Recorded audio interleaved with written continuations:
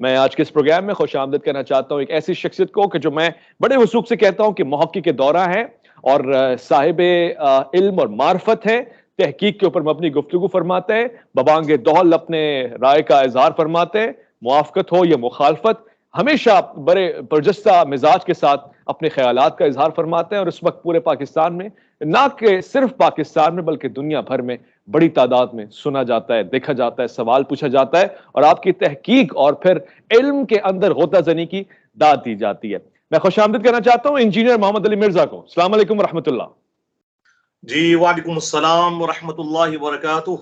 ولا حول ولا قوة الا باللہ۔ اللہم صلی علی محمد وعلی آل محمد۔ جی ویس بھائی، آپ کا بھی اور جی ٹی وی کی پوری ٹیم کا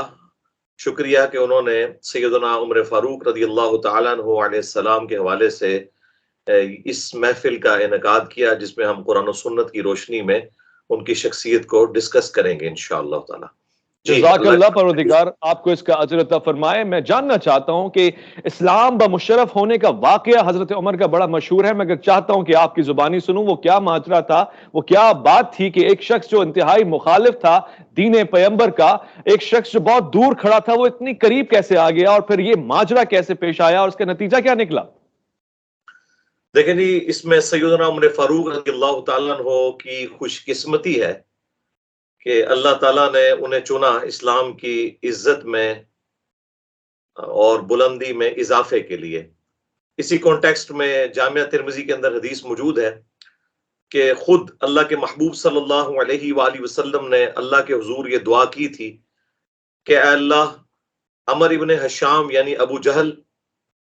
اور عمر ابن خطاب، ان دونوں میں سے جو تجھے محبوب ہے اس کے ذریعے اسلام کو عزت اور سربلندی عطا فرما۔ تو نبی صلی اللہ علیہ وآلہ وسلم کی دعا کا نتیجہ ہے سیدنا عمر کا اسلام قبول کرنا۔ اسی لیے ہم آپ کو مراد رسول بھی کہتے ہیں صلی اللہ علیہ وآلہ وسلم رضی اللہ تعالی عنہ۔ جہاں تک آپ رضی اللہ تعالیٰ عنہ کے اسلام لانے کا واقعہ ہے، تو اس کانٹیکسٹ میں ایک روایت موجود ہے دلائل النبوہ امام بیہقی کی کتاب کے اندر اور سنن دارقطنی کے اندر بھی موجود ہے، اگرچہ اس کی صحت میں اختلاف ہے لیکن اسے ترقی بالقبول حاصل ہے۔ اسی وجہ سے قطر والوں نے جو سیدنا عمر پر 30 اقساط کے اوپر عمر سیریز بنائی ہے عربی میں، جو انگلش میں سب ٹائٹل کے ساتھ اور اردو ڈبنگ کے ساتھ بھی آ چکی ہے، اس میں بھی انہوں نے اس واقعے کو فلمایا ہے، اور کچھ حصہ اس کا مسند احمد کے اندر بھی موجود ہے کہ سیدنا عمر فاروق رضی اللہ تعالیٰ عنہ کے جو بہنوئی تھے، جو کہ عشرہ مبشرہ میں سے بھی ہیں، سعید ابن زید وہ، اور ان کی بیوی جو کہ سیدنا عمر کی بہن تھی،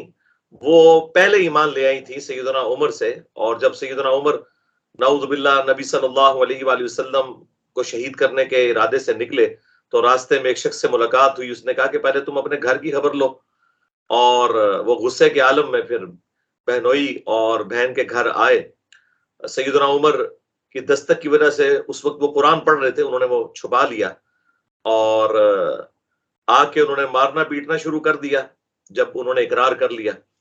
اور پھر جب تھوڑا غصہ ان کا ٹھنڈا ہوا تو پھر ان کی بہن نے جو ہے وہ اپنے ایمانی جذبے کا مظاہرہ کرتے ہوئے کہا کہ جو کچھ تم نے کرنا ہے کر لو، ہم کبھی بھی اسلام کو نہیں چھوڑیں گے۔ پھر جب ان کو اندازہ ہوا کہ یہ تو بہت موٹیویٹڈ لوگ ہیں، پھر انہوں نے کہا کہ تم پڑھو، کیا پڑھ رہے تھے؟ تو پھر وہ سورہ طٰہٰ کی شروع کی آیات، طٰہٰ ما انزلنا علیک القرآن لتشقی الا تذکرۃ لمن یخشی، یہ پڑھی اور اللہ تعالیٰ نے ان کے دل پر اثر کیا اور انہوں نے الحمدللہ اسلام قبول کیا۔ اور صحیح بخاری میں عبداللہ ابن مسعود رضی اللہ تعالیٰ عنہ کا قول ہے کہ سیدنا عمر جب ایمان لے کر آئے تو اس کے بعد پھر اسلام کی عزت میں مسلسل اضافہ ہی ہوتا چلا گیا، یعنی وہ ایک ٹرننگ پوائنٹ تھا جس کے بعد اللہ تعالیٰ نے غلبہ در غلبہ دیا الحمدللہ۔ سبحان اللہ، سبحان اللہ۔ میں چاہتا ہوں کہ تشنگی اپنی مزید مٹاؤں اور جناب حضرت عمر فاروق رضی اللہ عنہ کی فضیلت کو اپنے دل میں مزید بٹھاؤں اور عام کروں، چونکہ آج دن بھی ہے، موقع بھی ہے، مناسبت بھی ہے۔ میں یہ بھی جاننا چاہتا ہوں، جو میں نے اپنے انٹرو میں بھی کچھ حصہ اس کا رکھا، یہ موافقات کیا ہے حضرت عمر کی رائے قرآن کی رائے سے اس حد تک ملتی جلتی کیوں ہے؟ بیشتر مواقع پہ، چاہے وہ بدر کا موقع، قیدیوں کا موقع، حجاب کا موقع، یا مقام ابراہیم کو مسلح بنانے کا موقع ہو، یا علاوہ ازیں اس کے، یہ خوبصورت پہلو آپ کی شخصیت میں نمایاں نظر آتا ہے. میں چاہتا ہوں اس پہ ذرا روشنی ڈالیں آپ.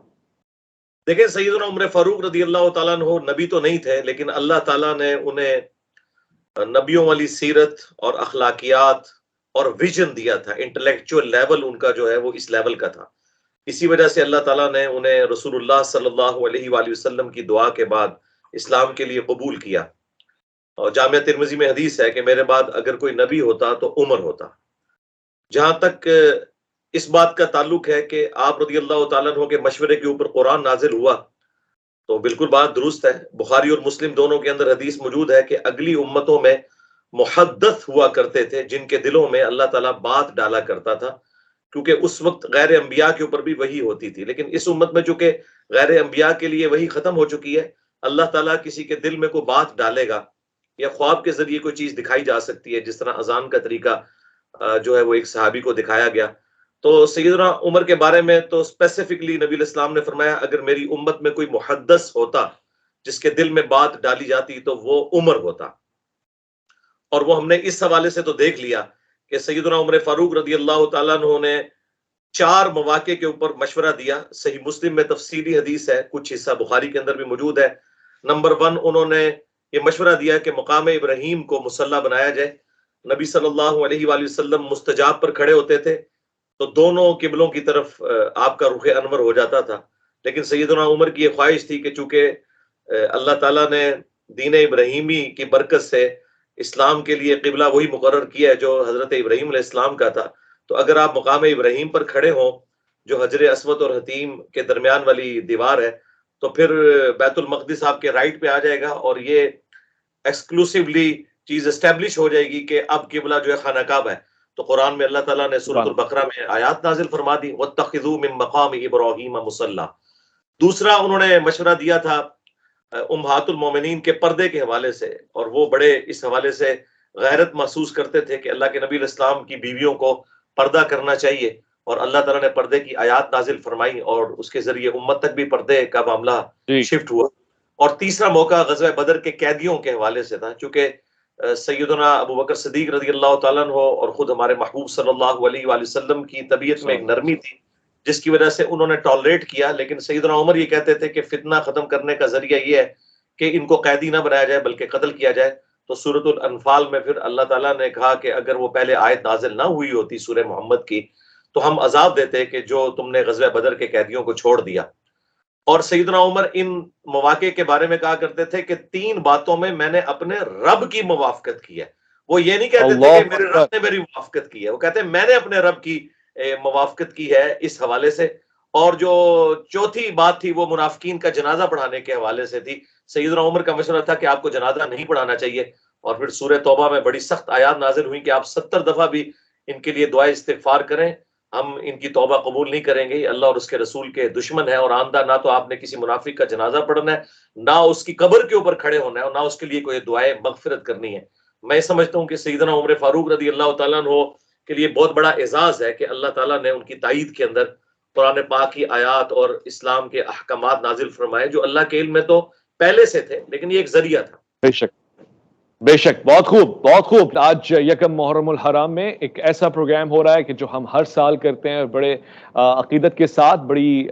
معلومات ہمیں ملتی ہیں، اور پھر ہمیشہ ایک ایسی شخصیت کا انتخاب ہوتا ہے جو معتدل ہو، جو وضاحت کے ساتھ ہمیں رائے دے، جو علم اور تحقیق کے اوپر مبنی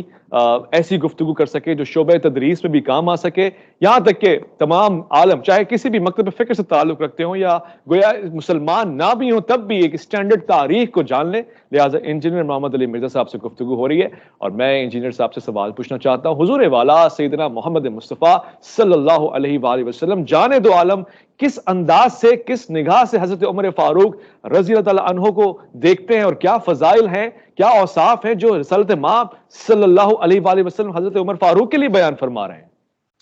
دیکھیں جی، سیدنا عمر رضی اللہ تعالیٰ عنہ کی فضیلت اس اعتبار سے تو قرآن میں بھی مینشن ہوئی ہے،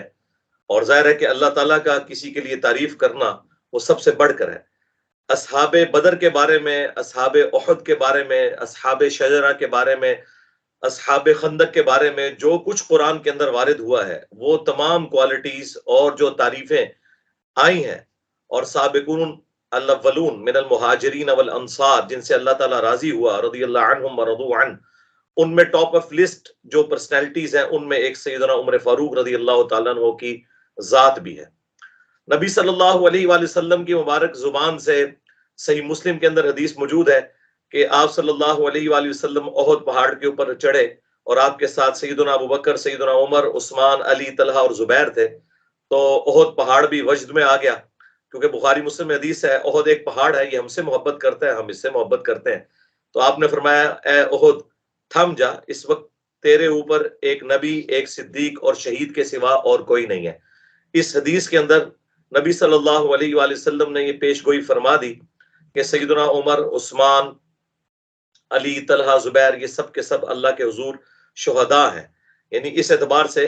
کہ اللہ تعالیٰ جن لوگوں سے راضی ہوا ہے من النبیین والصدیقین والشہداء والصالحین، یہ ان میں آتے ہیں۔ پھر اسپیسیفکلی جو عشرہ مبشرہ والی حدیث ہے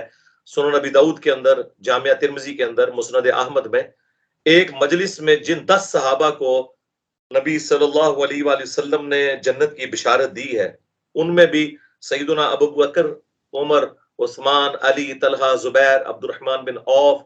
اور ابو عبیدہ ابن جرح اور سعد ابن ابی وقاص اور سعید ابن زید رضی اللہ عنہم اجمعین وعلیہم السلام اجمعین میں بھی سیدنا عمر کا نام آتا ہے۔ اور پھر بخاری مسلم میں حدیث ہے نبی علیہ السلام کو ایک خواب دکھایا گیا، اور بخاری مسلم میں یہ ہے کہ خواب جو ہے وہ نبوت کا 46واں حصہ ہے۔ نبی علیہ السلام کے خواب تو وہی الگ سے ہوتے تھے، تو آپ نے کہا کہ میں نے کچھ لوگوں کو دیکھا کہ ان کی قمیضیں میں نے ان کی دیکھی خواب میں، کسی کی گھٹنوں تک ہے، کسی کی پنڈلی تک، اور سیدنا عمر کی جو قمیض میں نے دیکھی وہ زمین کے ساتھ لٹک رہی تھی۔ تو پوچھا گیا اس کی تعبیر آپ نے کیا کی؟ تو فرمایا تعبیر علم کے ساتھ ہے کہ سیدنا عمر کا یہ علم، اور وہ ہمیں نظر بھی آیا۔ پھر بخاری مسلم دونوں میں حدیث ہے، نبی علیہ السلام نے فرمایا کہ میں نے خواب میں دیکھا کہ میں ایک کنویں سے پانی کا ڈول نکال رہا ہوں، اور پھر سیدنا ابو بکر نے وہ رسی پکڑ لی، ان کے نکالنے میں ذوف تھا، اس کے بعد سیدنا عمر نے جب پکڑی تو وہ اتنی زیادہ ڈول نکالے کہ تمام لوگوں کو سیراب کر دیا، اور اس کے اندر اشارہ تھا کہ سیدنا عمر کے دور کے اندر رومن اور پرشین امپائرز گریں گی اور مسلمانوں کے ہاتھ ان کی دولت بھی آئے گی، اور اسلام کی جو سلطنت ہے وہ بڑے پیمانے کے اوپر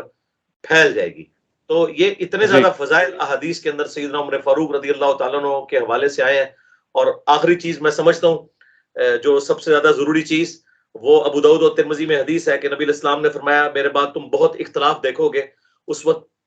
میری سنت کو، علیکم بسنتی و سنت الخلفاء الراشدین المہدیین، میری سنت اور میرے خلفاء راشدین ہدایت یافتہ کی سنت کو لازم پکڑ لینا۔ اور وہ بھی ابو داؤد اور ترمذی کے اندر آیا کہ نبی علیہ السلام نے فرمایا میرے بعد خلافت 30 سال تک رہے گی۔ پھر جو حدیث کے راوی سیدنا سفینہ، آزاد کردہ غلام رسول اللہ کے صلی اللہ علیہ وآلہ وسلم، وہ کہتے ہیں گنو، ابو بکر کے 2 سال، عمر کے 10 سال، عثمان کے 12 سال اور علی کے 6 سال، جس میں 6 مہینے سیدنا حسن کے بھی شامل ہیں، یہ خلافت راشدہ ہے 30 سال۔ تو آپ اندازہ کریں کہ نبی علیہ السلام نے رول ماڈل جن پرسنالٹیز کو قرار دیا ہے نا، وہ ہے خلفائے راشدین۔ باقی اصحاب کے بارے میں جنرل بات ہے، لیکن اسپیسیفکلی جن کی سنت کی پیروی کا کہا گیا وہ یہی 4 بندے ہیں، ابو بکر، عمر، عثمان، علی رضی اللہ عنہم اجمعین وعلیہم السلام اجمعین۔ اچھا، جب خلفائے راشدین کی بات کر رہے ہیں تو انہی کی سیرت، انہی کی سنت ہے، جیسے کہ آپ نے کہا علیکم، لیکن اس کے بعد ہم کیا یہ گفتگو تمام کہیں کہ یہ 4 یا سنت خلفائے راشدین تو 5 لوگوں پہ مبنی ہونی چاہیے؟ مثلا امام حسن بھی اس میں شامل ہے، اور اس کے علاوہ خلافت راشدہ کا عرصہ پورا نہیں ہوتا۔ دیکھیں جی، امام حسن کا بالکل 6 مہینے شامل ہے، اور سیدنا حسین بھی شامل ہے اس حوالے سے، اگرچہ ان کے پاس خلافت نہیں ہے، کیونکہ وہ غدیر خم کی حدیث میں قرآن اور اہل البیت تو شامل ہے نا، تو اہل البیت تو اپنی جگہ موجود ہے۔ تو حسن ابن علی رضی اللہ تعالیٰ عنہ کے 6 مہینے اس میں شامل ہیں، وہ ملا کے، وہ راؤنڈ آف کر کے ہم اسے 30 سال پیش کرتے ہیں، کیونکہ 11 ہجری کے اندر نبی علیہ السلام کی وفات ہوئی ہے ربیع الاول کے مہینے میں، تاریخ کوئی کنفرم نہیں ہے، اور 41 ہجری ربیع الاول کے مہینے میں ہی صلح حسن ہوئی تھی۔ ٹھیک ہے، واضح ہو گیا۔ میں چاہتا ہوں انجینئر صاحب کہ ایک اور زاویہ نکالوں اور اس زاویے سے ضرور دیکھوں، کیونکہ اسی زاویے سے عالم اسلام اور یہاں تک کہ غیر مسلم بھی حضرت عمر فاروق رضی اللہ تعالیٰ عنہ کو دیکھتے ہیں کہ جو بطور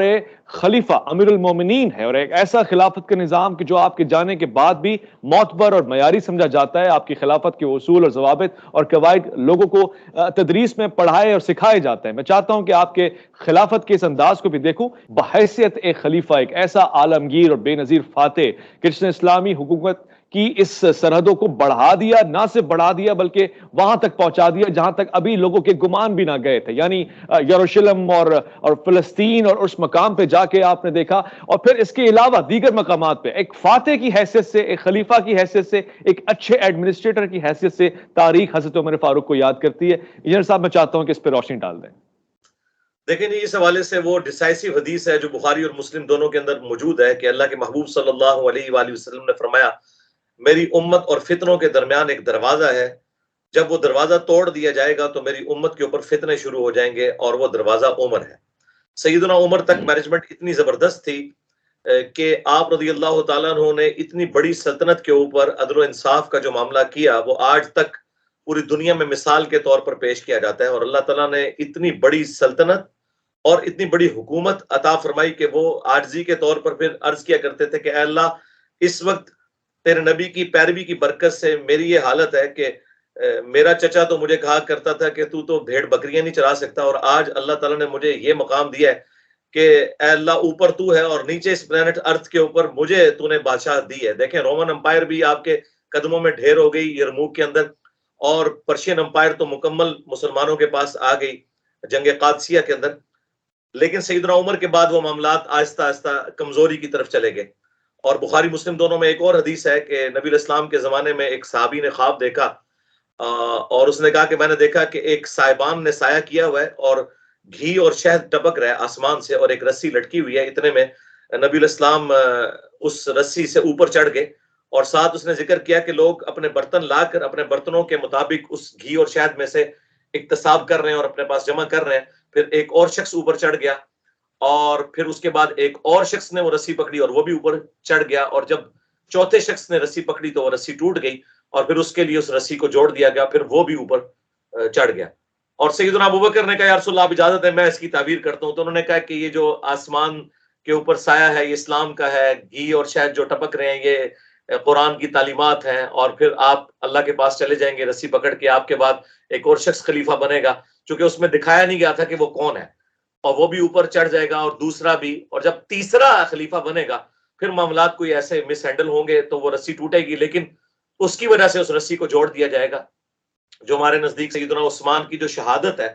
وہ اس کی کمپنسیشن بن گئی اور وہ بھی اوپر چڑھ گئے۔ تو یہ ایک ڈیسائسو حدیث ہے اس حوالے سے بخاری و مسلم کی۔ اب آ جائیں آپ کی جو مینجمنٹ اور فتوحات تھیں اس میں دیکھیں، میں سٹارٹ میں ایک اس حوالے سے بات کروں، اس میں مجھے 2-4 منٹ دیجیے گا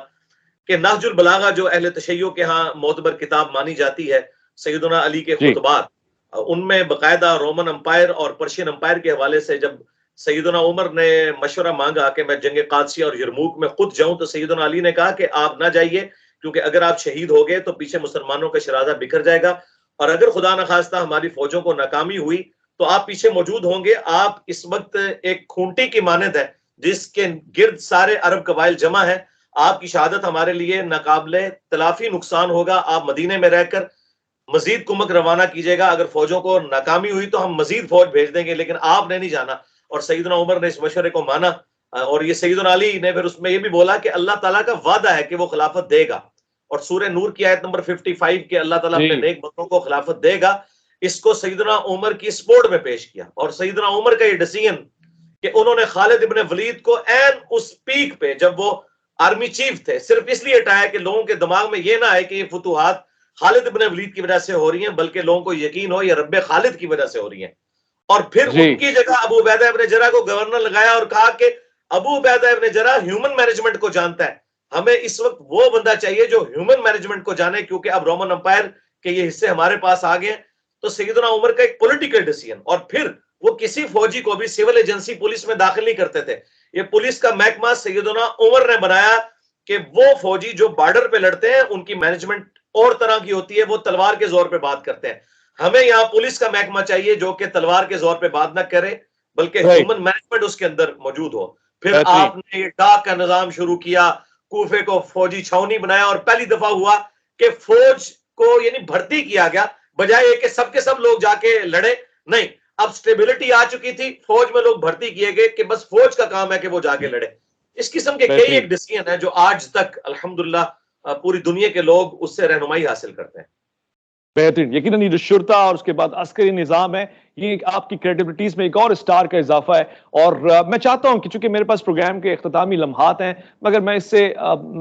محظور ہونا چاہتا ہوں. میں چاہتا ہوں کہ یہ تشنگی مٹا دوں، آپ کی علمیت سے استفادہ کروں. بہت سے لوگ تردد میں رہتے ہیں اور اشکال میں رہتے ہیں کہ حضرت عمر فاروق جیسی عظیم شخصیت کی شہادت اصل میں کس تاریخ میں ہوئی ہے. ذی الحجہ کی تاریخ میں ہوئی ہے یا یکم محرم الحرام صحیح تاریخ ہے؟ اس کشمکش کو بھی مٹا دیں یا نیز آپ کی شہادت کے واقعے کو بیان فرما دیں.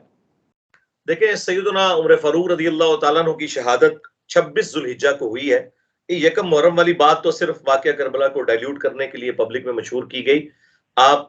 جا کے اگر گوگل پہ بھی لکھیں، جو آخری دفعہ میں نے ویکیپیڈیا پہ دیکھا وہاں پہ بھی 26 ذی الحجہ ہی آ رہا تھا. اور جو اہل سنت کی مین سٹریم کی 3 بڑی کتابیں جو صحابہ کرام کے حالات و واقعات پہ لکھی گئیں، اسد الغابہ امام ابن اثیر کی اور اس کی شرح الاصابہ ابن حجر اسقلانی کی، یا اس سے بھی پہلے الاستیاب امام ابن عبد البر کی، سب نے 26 ذی الحجہ لکھا. اور ساتھ یہ لکھا کہ محرم کا چاند نکلنے سے پہلے سیدنا عثمان کی بیعت بھی ہو چکی ہوئی تھی. لہٰذا یہ بات یکم محرم والی تو بالکل غلط ہے. 26 ذی الحجہ 23 ہجری میں آپ کی شہادت ہوئی اور یہ اسلام کے لیے ایک بہت بڑا نقصان تھا. میں یہ سمجھتا ہوں کہ پہلا فتنہ جو اسلام کی پیٹھ میں چھرا گھونپا گیا وہ سیدنا عمر کی شہادت تھی، اور آخری جو آپ سمجھ لیں چھرا گھونپا گیا وہ واقعہ کربلا تھا، جس کے بعد امت 2 ٹکڑے ہو گئی. سیدنا عمر فاروق رضی اللہ تعالیٰ عنہ کی شہادت کا واقعہ تفصیل کے ساتھ صحیح بخاری میں 3700 نمبر حدیث میں کئی صفحات کے اوپر پھیلا ہوا ہے. میں مختصراً بیان کر دیتا ہوں کہ ایک مجوسی غلام تھا ابو لؤلؤ فیروز، جس کا تعلق پرشین امپائر سے تھا. اسے غم تو خیر اپنی اس امپائر گرنے کا تھا اور کچھ ذاتی معاملات بھی تھے. سیدنا عمر نے اسے سمجھایا تھا، یہ غلام تھا مغیرہ ابن شعبہ کا، تو وہ کوئی شکایت کی تھی اور اس کے بعد خیر اس نے اپنے دل میں ایک رکھ لی. سیدنا عمر کے مشورے کو ماننے کی بجائے ان کا بغض اپنے دل میں رکھ لیا، اور فجر کی نماز جب سیدنا عمر پڑھا رہے تھے سورۃ الفاتحہ شروع کی تو اس نے چھپ کر جو ممبر کے پیچھے بیٹھا تھا وار کیا اور آپ کو کاری زخم لگائے زہر آلود خنجر کے ذریعے. عبد الرحمن بن عوف نے آگے بڑھ کر مختصر نماز پڑھائی اور کچھ اصحاب اس کے پیچھے ہو لیے، اور اس نے راستے میں بھی 7 لوگوں کو زخمی کیا جو شہید ہو گئے. اور بالآخر اس نے جب دیکھا کہ وہ پکڑا گیا، کیونکہ بعض اصحاب نے اس کے اوپر چادر ڈال دی تھی، تو اس نے خودکشی کر لی. اور سیدنا عمر کو جب بتایا گیا تو انہوں نے کہا کہ اللہ کا شکر ہے کہ میرے قتل کی وجہ سے کوئی مسلمان جہنم میں نہیں جائے گا، ایک مجوسی نے مجھے قتل کیا. آپ کا معدہ کٹ گیا، کچھ دن تک آپ زندہ رہے، لیکن جو کچھ آپ کھاتے تھے معدے کے رستے نکل جاتا تھا. اور جب آپ کو یقین ہو گیا کہ اب آپ نہیں بچیں گے تو آپ نے کہا کہ میں اگر اس زخم میں مر جاؤں تو 6 لوگوں میں سے کسی کو اپنا خلیفہ چن لینا، علی، عثمان، طلحہ، زبیر، عبد الرحمن بن عوف اور سعد بن ابی وقاص. اور کہا کہ میرے بیٹے عبداللہ ابن عمر کو مشورے میں رکھنا، یہ دل جوئی کے لیے فرمایا، لیکن اسے خلیفہ نہ چننا. اور سعید ابن زید وہ بھی اشرا مبشرہ میں سے تھے، لیکن آپ کے بہنوئی تھے، ان کو آپ نے اس میں شامل نہیں کیا، اور کہا کہ یہ وہ 6 لوگ ہیں جن سے رسول اللہ اپنی وفات تک راضی رہے، ان میں سے کسی کو خلیفہ چن لینا. اور پھر بڑی لمبی نصیحتیں کی. آپ نے ذمی جو کافر تھے جو آپ کی حکومت میں رہ رہے ان کے لیے وصیتیں کی، اور بادیہ نشین جو عرب کے قبائلی لوگ تھے ان کے لیے وصیتیں کی آنے والے خلیفہ کے لیے کہ ان کے ساتھ تم نے حسن سلوک سے پیش آنا ہے، اور یہ سارے معاملات کیے. اور میں اس کا اختتام کرتا ہوں اس حدیث کے اوپر جو بڑی رکت انگیز ہے، بخاری اور مسلم دونوں میں موجود ہے. عبداللہ ابن عباس رضی اللہ تعالیٰ عنہ کہتے ہیں سیدنا عمر کی میت رکھی ہوئی تھی اور ایک شخص آیا میرے پیچھے اور اس نے میرے کندھے پہ آ کر کونی رکھی اور سیدنا عمر کے لیے اس نے تعریفی جملے بولنے شروع کیے، جسے میں نوحہ کہتا ہوں. یہ اصل والا نوحہ ہے جس میں چیخ و پکار اور ماتم والا معاملہ نہ ہو. اس نے کہا کہ اے عمر، تو وہ شخصیت تھی کہ میری خواہش تھی کہ میں اللہ کے حضور تیرے اعمال کے ساتھ پیش ہوں. اے عمر، میں نے اکثر رسول اللہ سے سنا تھا، میں ابو بکر اور عمر فلاں جگہ گئے، میں ابو بکر اور عمر داخل ہوئے، میں ابو بکر اور عمر نکلے، میں نے ابو بکر اور عمر نے یہ کام کیا. مجھے امید تھی تم اپنے 2 ساتھیوں یعنی ابو بکر اور رسول اللہ صلی اللہ علیہ وآلہ وسلم کے ساتھ جا ملو گے. تو وہ ابن عباس کہتے ہیں جب میں نے یوں مڑ کے دیکھا تو وہ سیدنا علی ابن ابی طالب تھے جو اتنے تعریفی کلمات سیدنا عمر کی میت کے اوپر پڑھ رہے تھے. اور آپ دیکھیں کہ سیدنا عمر فاروق رضی اللہ تعالیٰ عنہ کی زندگی کا جو ایک اور بڑا پہلو وہ آپ کا زہد تھا. بخاری مسلم میں الفاظ ہیں، جب لوگوں نے آ کے ان کی تعریف کرنی شروع کی، جب لوگوں کو یقین ہو گیا کہ اب آپ نہیں بچیں گے، تو عیادت جی کے لیے آتے تھے تو وہ کہتے تھے کہ میری تو خواہش ہے کہ میری نیکیاں اور میرے گناہ برابر ہو جائیں اور مجھے اللہ برابر چھوڑ دے، تو یہ بھی میرے لیے بہت بڑی کامیابی ہے۔ یہ بخاری مسلم کے الفاظ ہیں۔ اور پھر لوگوں نے کہا آپ اپنا خلیفہ کسی کو نامزد کریں، تو بخاری مسلم کے الفاظ ہیں، انہوں نے کہا کہ اگر میں خلیفہ نامزد کرتا ہوں تو میں ابو بکر کے طریقے پر چلتا ہوں، اور اگر میں نہیں کرتا تو میں رسول اللہ کے طریقے پہ چلتا ہوں۔ تو عبداللہ بن عمر کو جب یہ بات بتائی گئی تو انہوں نے کہا کہ مجھے یقین ہے کہ میرا باپ اب رسول اللہ کے طریقے پہ چلیں گے اور وہ یہ بات اپنے اوپر نہیں اٹھائیں گے، اور باقی انہوں نے 6 رکنی کمیٹی بنائی اور اس میں سے سیدنا عثمان کو چنا گیا، اور بعد میں سیدنا عثمان سبحان کے بعد اللہ۔ الٹیمیٹلی سیدنا علی جو ہے وہ خلیفہ راشد بنے۔ تو آپ یہ دیکھیں یہ جو ان کا ایٹیچیوڈ تھا زہد والا، یہ بہت ڈومیننٹ جی ہے۔ اور میں آخر میں ان جی بھائیوں کے لیے جو سیدنا عمر کے اوپر